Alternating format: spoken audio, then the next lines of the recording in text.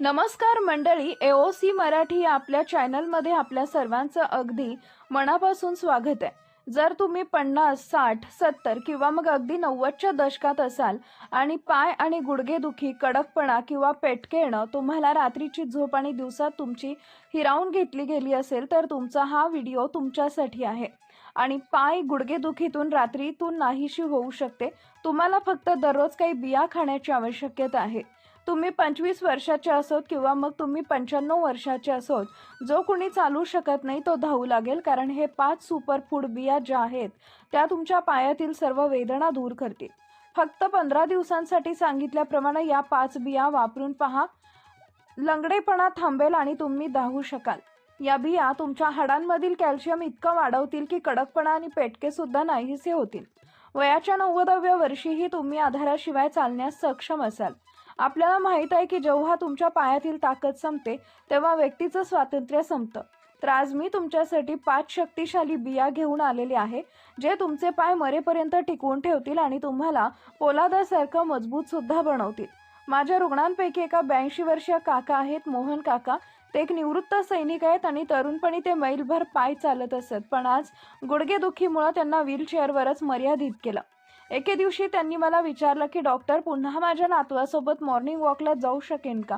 हे माझं नशीब आहे का? त्यांच्या डोळ्यांमध्ये लपलेली आशा आणि वेदना मला भावली। मी त्यांना किंवा मग त्यांच्या कुटुंबातील कोणत्याही वृद्ध सदस्याला अशी निराशा अनुभवावी असं मला वाटत नाही। तुम्ही फक्त आमच्यासाठी रुग्ण नाही आहात, तर जीवनातील अनुभवाचे एक जिवंत जग आहात। एम्स 2025च्या अहवालामध्ये असं म्हटलंय की 65 वर्षावरील 75% वृद्धांना गंभीर गुडघे आणि सांधेदुखीचा त्रास होतो आणि 60% लोकांना चालण्यास लक्षणीयरित्या त्रास होतो। जागतिक आरोग्य संघटना 2025 असा इशारा देते की हाडांचा कमकुवतपणा आणि वेदना वृद्धांमध्ये पडणं आणि फ्रॅक्चर होण्याचा धोका 300% वाढवते। पण घाबरू नका, आज मी तुम्हाला 5 चमत्कारिक बियाण्यांबद्दल सांगेन जे निसर्गातील सर्वात शक्तिशाली सुपर फूड्स आहेत। हे बिया केवळ वेदना कमी करणार नाही, तर तुमची हाडं लोखंडासारखं मजबूत करतील। माझ्या एका रुग्णानं फक्त पहिले बियाणे 10 दिवस खाल्ले आणि म्हणाला की डॉक्टर, माझ्या गुडघ्यामध्ये चाकूसारखं दुखणं आता नाहीसं झालंय। तुम्हाला ते कोणते बियाणे आहेत हे जाणून घ्यायचं आहे का? मी या व्हिडिओमध्ये हे रहस्य उलगडणार आहे। जर तुम्ही हा व्हिडिओ चुकवला तर तुमची पुढची रात्र वेदनांनी भरलेली असू शकते। व्हिडिओच्या शेवटी मी 2 आयुर्वेदिक नियम देखील शेअर करेन, जे या बियांचं प्रभावीतता 10 पट वाढवतील। तर तुम्ही तुमचे पाय पुनरुज्जीवित करण्यास आणि वेदनारहित चालण्यास तयार आहात का? खाली कमेंट बॉक्समध्ये हो असं नक्की लिहा। जर तुम्हाला या जीवन बदलणाऱ्या बियाण्यांबद्दल अधिक जाणून घ्यायचं असेल तर कृपया मला कळवा की मी आणि तुमच्याबरोबर हा व्हिडिओ तुम्ही कुठून बघत आहात हे सुद्धा मला कमेंट बॉक्समध्ये सांगा। मी प्रत्येक कमेंट वाचत असते आणि तुमच्या प्रतिसादाची वाट पाहत असते। तुम्हाला तुमचा स्वयंपाकघरातच पहिल्या बिया सापडतील, ते चुकवू नका। पाय आणि गुडघेदुखी इतकी तीव्र का आहे? मंडळी, पाय आणि गुडघेदुखी ही फक्त शारीरिक वेदना नाहीये, ती तुमच्या मानसिक आत्मविश्वास आणि स्वातंत्र्यावर थेट आघात आहे। वयानुसार सध्या सांध्यामधील आपण कुपोषण कुर्चा झिजायला लागतं। सांधे हाडं एकमेकांवर घासतात आणि जळजळ नसांवर दबाव आणते। कॅल्शियम, व्हिटॅमिन डी, कोलेजन आणि इतर खनिजांची कमतरता यात महत्त्वाची भूमिका बजावते। तुम्हाला सकाळी उठून मंदिरात जडपणाशिवाय जायचंय, दुपारी नातवंडांसह बाजारात जायचंय किंवा मित्रांसोबत उद्यानात हसत संध्याकाळ घालवायची, पण चालताना पायामध्ये होणाऱ्या वेदना, गुडघ्यांमध्ये होणाऱ्या वेदना, तुमच्या पायांमध्ये होणारे रात्रीचे पेटके तुम्हाला सतत आठवण करून देतात की तुम्ही बंदिस्त आहात। तुम्ही कधी विचार करता का, मी पुन्हा कधी माझ्या पत्नीसोबत तीर्थयात्रेला जाऊ शकेन का? मी माझ्या नातवंडांना माझ्या खांद्यावर घेऊन जाऊ शकेन का? तुमची इच्छा आणि वेदना आम्हाला खोलवर समजतीये, कारण आमच्यासाठी तुम्ही फक्त एका व्यक्तीचे नाही, तर आमच्या संपूर्ण कुटुंबाचे, प्रतिष्ठेचे आणि शक्तीचं प्रतिनिधित्व करता।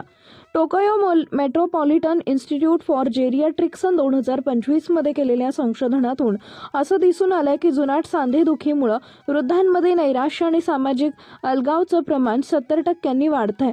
आयुर्वेदामध्ये म्हटलंय की ही समस्या वात दोषाच्या अतिवृद्धीचं आणि हाडांच्या ऊतींच्या बिघाडांचं लक्षण आहे। आता आपण या पहिल्या 2 चमत्कारिक बियाण्यांबद्दल जाणून घेऊया, जे थेट हाड दुरुस्त करू शकतात आणि सांधेदुखी दूर करू शकतात। या बिया निसर्गातील पोषक तत्वांचा सर्वात दाट भांडार आहे। पहिलं बीज आहे ते म्हणजे तीळ। तीळ हे निसर्गातील कॅल्शियमचं सर्वात मोठं स्रोत आहे. 100 ग्रॅम तिळामध्ये अंदाजे 975 ग्रॅम कॅल्शियम असतं, म्हणजे एक ग्लास दुधापेक्षा अंदाजे 10 पट जास्त असतं. त्यात जास्त प्रमाणामध्ये जास्त आणि तांबे देखील असतं, जे हाडांची घनता वाढवतं आणि कोलेजन तयार करण्यास सुद्धा मदत करतं.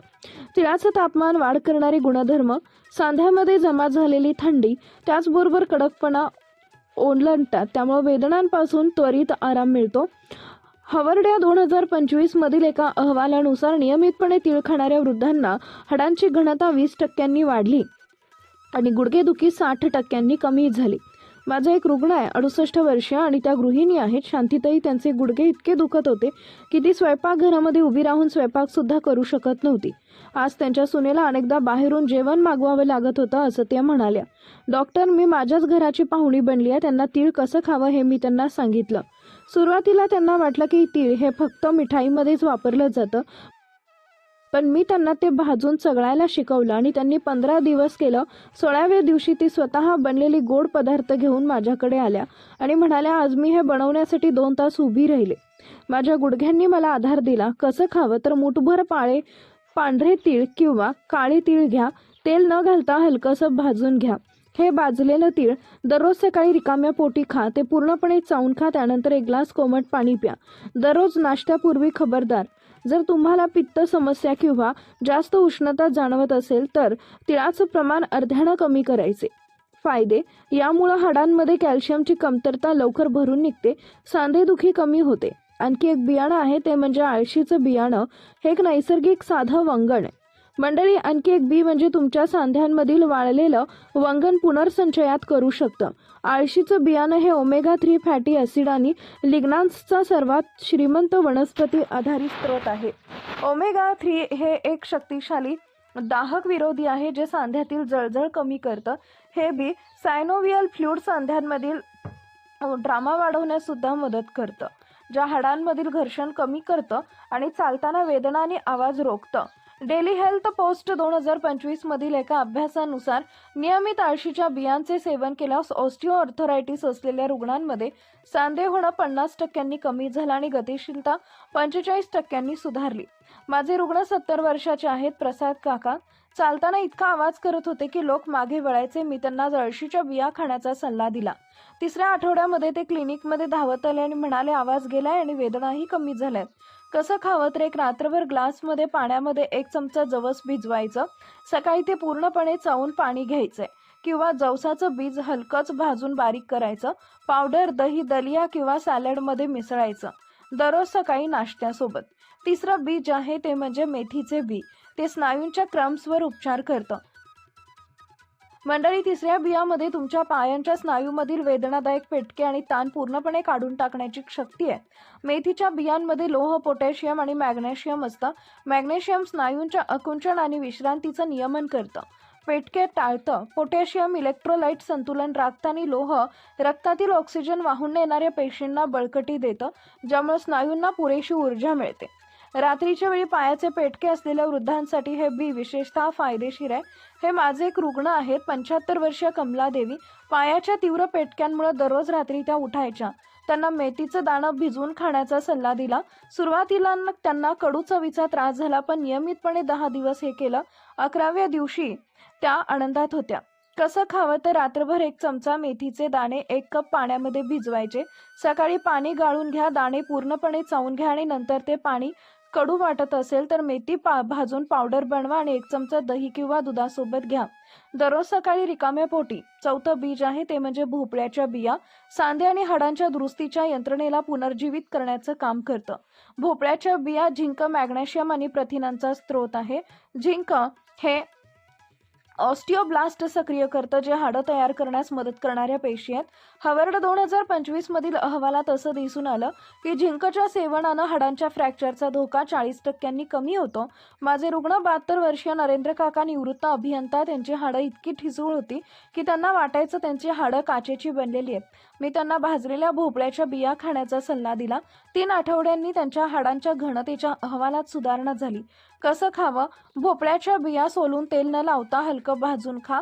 दररोज दुपारी 3 ते 4 वाजेपर्यंत नाश्ता म्हणून 20 ते 25 ग्रॅम भाजलेल्या बिया खा. 5वं बी आहे ते मध्ये चिया बिया.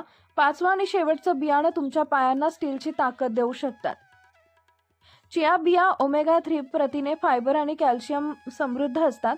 त्यात असलेलं अमिनो आम्ल शरीरामध्ये कोलेजन तयार करण्यासाठी आवश्यक असतात. कोलेजन आपली हाडं आणि अस्थिबद्धांना जोडतं, त्यामुळे ते हाडं लवचिक बनवतात. भिजवल्यावर चिया बिया जेल बनवतात, जे सांध्यांना नैसर्गिक वंगण म्हणून काम करतात. 75 वर्षीय गोविंद काका जे वॉकरच्या मदतीनं चालत असत, त्यांनी 1 महिना चिया बियाचं पाणी पिलं आणि ते शेतात मदतीशिवाय चालू लागले. कसं खावं? रात्रभर 1 ग्लास पाण्यामध्ये 1 चमचा चिया बिया भिजवायचेत आणि सकाळी त्यात 1 चमचा मध घाला.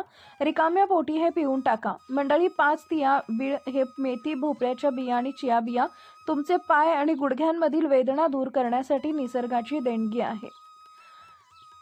परंतु 2 आयुर्वेदिक नियमांचं पालन करा. पहिलं म्हणजे बियाणं कधी कच्चं खाऊ नका, तर ते भिजवून किंवा भाजून खा. आणि दुसरं म्हणजे बियाणे खाल्ल्यानंतर 15 मिनिटं तरी उन्हात बसा. सूर्याच्या किरणांमुळे व्हिटॅमिन डी तयार होईल, जे कॅल्शियम हाडांपर्यंत पोहोचवण्यासाठी आवश्यक आहे. आजपासून या बियांचा समावेश करा.